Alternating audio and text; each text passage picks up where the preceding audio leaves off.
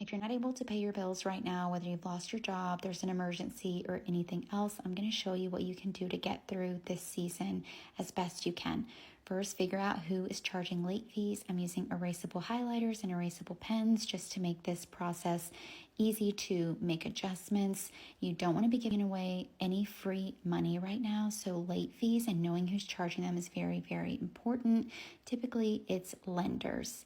The next thing you want to do is make a list of all subscriptions that you can cancel. Again, I'm using a list of my bills in our budget planner, and I am just highlighting the ones that I can cancel.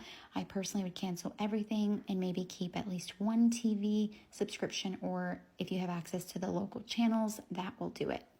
The next thing I would do is make a list of priority of the bills.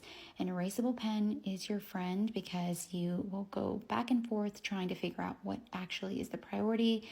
Even though credit is super important, it may not be the priority when you don't have enough money to make ends meet. So I would start with your housing. Be sure you have heating and electric in your home.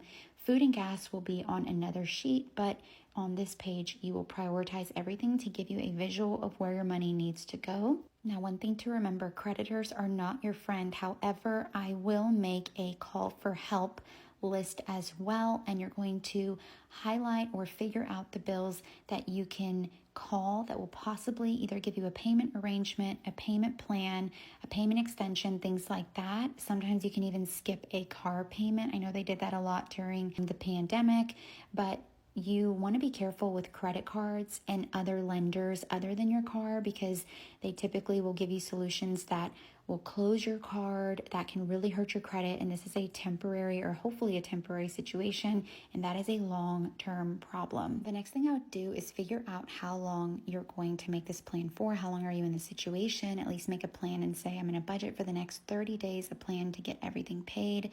I would write down the balance that you have right now, and then make a plan for the bills for the next 2 days only. So if today is January 2nd, then I'm only going to budget the bills for the next 2 days. So the 3rd and the 4th, and then keep up with those bills as they come out with little check marks.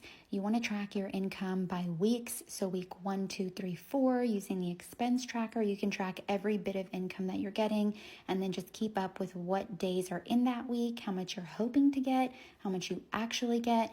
And then once those days are over, you budget the next 2 days, and so on and so forth. The last thing I want to tell you is you are going to make it through this, and don't forget the power of prayer.